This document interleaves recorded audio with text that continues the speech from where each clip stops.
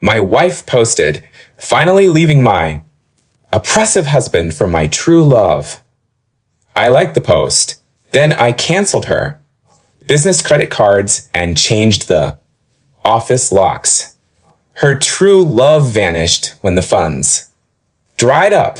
I'm 38, male, and saw the post while working late in my office at 9 o'clock p.m. on a Thursday, wrapping up quarterly reports for our advertising firm when the notification appeared. My wife, Lena, 35, had just declared to her 800 followers that she was leaving me for her true love, Felix. The post was a work of fiction. After years of being stifled and undervalued, I'm choosing love over security. Felix sees the real me, the creative force behind our company's success, not just the assistant my husband claims I am. Time to soar. New chapter. Real love. Know your value. The comments poured in. Her Pilates group praising her courage. Her sister, Vanessa, labeling me a typical controlling man who couldn't handle a powerful woman. I read it twice then. Liked it. Lena texted me 30 seconds later. Did you actually just like my post about leaving you? Yeah, congrats. When are you moving? Out. That's it? No pleading? No asking. Me to rethink. Nope, you chose. I respect it. She typed and stopped for about 5 minutes. Finally, I'll grab my stuff tomorrow. I deserve half the business, FYI. I didn't reply. Instead, I accessed our business accounts. Here's what Lena didn't grasp. The advertising firm was mine, founded 5 years before we met. She joined as creative director after we married, a title I gave her to make her feel valued. She handled social media and occasionally made a brochure. I managed clients, contracts, finances, everything that kept the business running. But I'd been generous. Gave her company credit cards, office access, even let her hire her friend Felix as a consultant 6 months ago. Funny how that worked out. By 10 p.m., I'd canceled both company credit cards. In her name, changed all business account passwords, revoked her access to our client database, contacted the building manager to change the office. Locks scheduled for 7 a.m. Emailed clients a professional note about restructuring without mentioning her and backed up all our servers. Then I went home and slept soundly. Woke up to 52 texts. The first 20 were variations of, why are my cards declining? The rest were increasingly frantic. Voice to text rants about how I was financially abusing her and stealing her company. The best one? Felix says this is illegal. You can't cut off my livelihood. Your livelihood? Interesting take for someone who hadn't secured a single client in 3 years. Update 1. The entitlement escalated faster than anticipated. Day 1. Lena arrived at the office with Felix in a moving van. The new locks were already in place. She banged on the door for 20 minutes while I worked inside. She started kicking the door, so I called building security. This is my office. She yelled at the guard. Ma'am, you're not on the lease. Only Mr. Carter. I'm Mrs. Carter. Per your post. Not for long. I called through the door. Felix tried to look tough, hard to pull. Off at 5 feet 7 inches with a top knot. Let her get her stuff, man. Her personal items are boxed in the lobby. The desk, computer, and equipment Our company property. Lena hurled the boxes at the door. I don't want my stuff. I want my company. Security escorted them out. Day 2. She contacted our top client directly, claiming she was launching her own firm, and they should join her since she was the creative genius behind their campaigns. The client called me, confused. Didn't Lena just post about leaving you? Why is she saying she owns your firm? Mental breakdown, I think. Please don't engage. No problem. Honestly, we always wondered what she did. You're the one we work with. Day 3. This morning, my business banker called. Mr. Carter, someone tried accessing your business account in person, claiming to be your wife needing emergency funds. We didn't share anything, but you should know. She also tried applying for a business loan using your company's EIN. We flagged it as potential fraud. This afternoon, Lena sent an itemized bill. Seriously, 3 years of creative direction, $450,000. Brand development, $75,000. Emotional labor, $100,000. Lost future earnings, $500,000.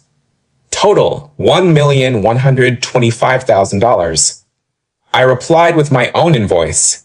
Office. Rent she never paid. 0 since I covered it. Salary she earned for minimal work. $165,000. Personal charges on company cards.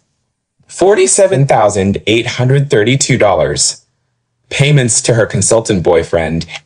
$36,000. Looks like you owe me $248,832. I'll accept a check. She blocked my number. But the real comedy began when Felix realized the cash flow was gone. Update 2. Felix showed his true colors quickly. Polina's Instagram, she forgot to block me from the company account. They were crashing at his place. The aesthetic drop from our modern home to his cramped studio was stark. She went from posting in our sleek kitchen to selfies with his gaming setup. But she kept up the act. Love doesn't need wealth, just 2 hearts aligning. Sure, Lena. Hence the gas station coffee. Instead of your usual $8 almond milk latte. Then I got a surprise call from Marcus, who runs the design studio next to my office. Yo, your wife came in asking if we're hiring. Said she's a top-tier creative director with years of experience. What did you say? Asked for her portfolio. She showed me 5 Instagram posts and a food truck flyer. I said we'd call. You're not, are you? No way. But her boyfriend was with her. He pulled me aside, asked if I knew anyone needing a motivational coach. Showed me a certificate from some online course he took last week. Their job hunt wasn't going well. Meanwhile, vendors started calling. Lena had promised them future work once she took over the company. A printer asked about 5,000 business. A card she ordered labeled Lena Carter. I saw. Send her the bill, I said. She's not with this company, but she said you'd pay. Did she provide a purchase order? Written authorization? Company card? No, she said she'd pay when she took over next week. That's between you and her. The printer wasn't pleased, nor were the 3 other vendors she'd made similar promises to. Day 5. Lena tried a new tactic, filing for spousal support, claiming I'd forced her to abandon her thriving career to work for free at my company. My lawyer chuckled. She's been paid $55,000 a year plus bonuses. I have the pay stubs. Also, what thriving career? Her last job before you married was part-time at a gift shop. Can she claim Part of the business? Premarital asset, never commingled. Zero claim. She might get temporary. Support, but with her public. Announcement of leaving you for another. Mom. Good luck. Day 6. The real fun started. Felix's. Ex-girlfriend messaged me on social media. Is your soon-to-be ex with Felix Grant? Unfortunately. LOL. Good luck to her. He owes me $3,000. Said he was investing it in his coaching business, spent it on concert tickets and vape pens he only dates women with. Money. When I cut him off, he was gone in a week. How long did that take? As long as it took me to realize his business was just him ranting about manifesting while gaming all day. I thanked her and dug deeper. Felix had a pattern. 3 ex-girlfriends, all of whom he'd lived with, all of whom had bankrolled him. One even tried suing him for $15,000. He'd borrowed for another venture. I forwarded everything to my lawyer, just in case. Day 7. Lena's facade crumbled. She showed up at my house with her sister and a police officer, claiming I was blocking her from her belongings. The cop looked exhausted before we spoke. Sir, your wife says you've locked her out of her home. Officer, she posted online that she left me for another man. She's been living with him for a week. Her belongings are in the bedroom ready to collect. He's lying. Lena shrieked. He's hiding assets. There's money in safe. What safe? I asked, genuinely puzzled. The one in the office. You mean the filing cabinet with client? The contracts? The officer sighed. Ma'am, are there specific items here that are yours? The whole house. I decorated it. I made it homey. Is your name on the deed? Silence. I let them in to grab her clothes and personal items.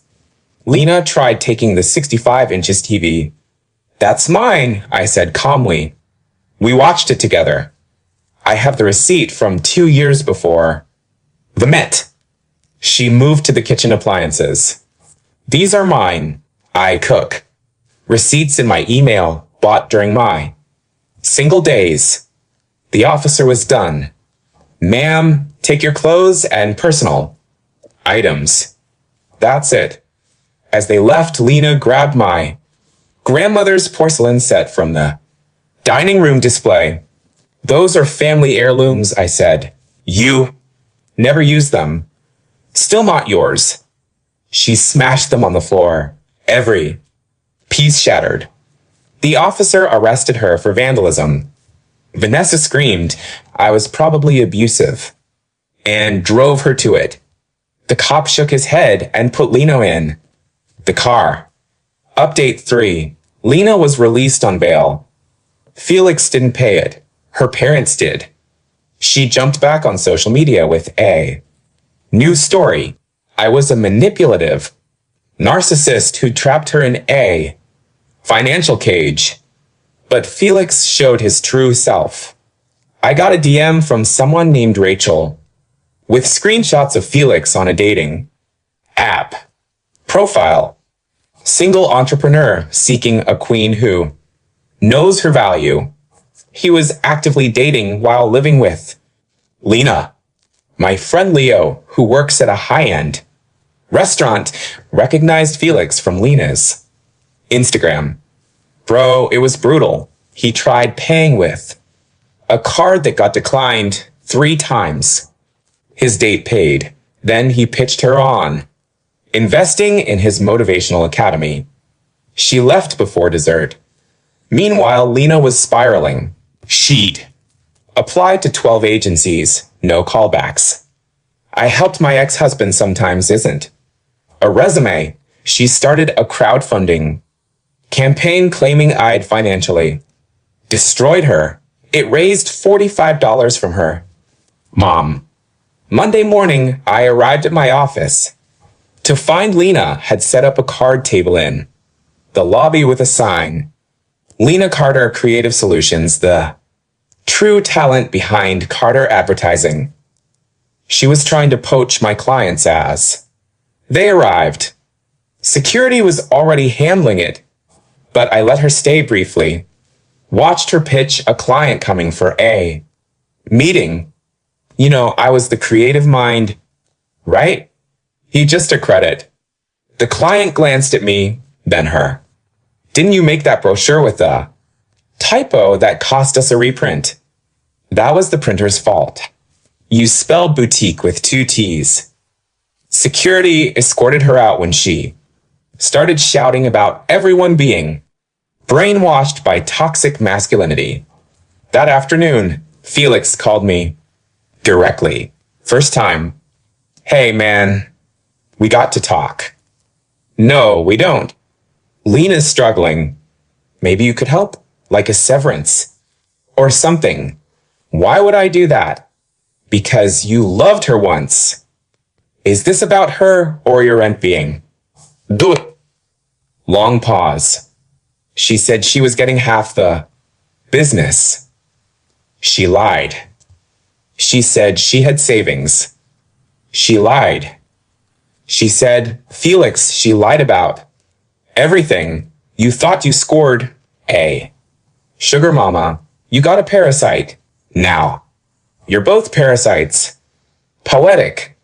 He hung up. That night, Lena posted a rant about men bullying women out of business ownership, tagging me, my company, and several industry blogs. My lawyer sent a cease and desist within an hour. Final update. The conclusion was more pitiful than dramatic. The legal issues resolved quickly. Lena's vandalism charge was pleaded down to a fine and community service. The divorce was simple. No kids. Premarital business. Clear evidence of infidelity. She got 2 months of temporary support at $1,200 a month. That's it. The real closure came from Felix's ex, who sent one last screenshot. Felix texting her, hey babe, been thinking about us. Made mistakes. Coffee. Timestamp, 3 days after Lena's $1,200. Support was approved. She forwarded it to Lena. Your true love's hunting his next meal. Ticket. Lena called me sobbing at 2 a.m. real. Tears, not the fake ones. He's texting other women. I know. You knew. Why didn't you tell me? Would you have believed me? Silence. He asked to be added to my bank account for our future. Did you? I only have $3,000 left. Did you or didn't you? Yeah. Then you have $0. Check your account. Frantic typing, then a wail. How do you know? Because that's Felix's game. His ex told me everything. You left me for a scam artist. Congrats. Can you? No. You didn't let me ask. You were asking for money. The answer's no. This is your fault. If you hadn't cut me off. Lena, you announced to the world you were leaving me, smashed my grandmother's porcelain, tried to steal my business. You made your choices. I'll be homeless. Your parents have a house. Your sister has a place. You have options. Felix changed his locks. That's between you two. She hung up, posted another rant about narcissistic exes who revel in women's suffering, deleted it an hour later when her mom commented, maybe come home and stop airing your mess online. The aftermath. Lena moved in with her parents, now working for her sisters. Candle MLM posting about boss lady. Vibes to a shrinking audience. Felix vanished. His social media went dark. Someone said he moved 2 states away to live with a woman he met online who owns a bakery. Good luck to her. My business thrived. Some clients had been wary of Lena's erratic ideas and typo-riddled designs. Without her, we secured 3 major new accounts. I hired a real creative director with an actual portfolio. The difference is staggering. Marcus from next door and I grab drinks sometimes. He loves retelling the story of Lena's 5-post portfolio. It's legendary in our building. My lawyer framed the cease and desist letter next to my divorce decree, calling it his favorite case of the year.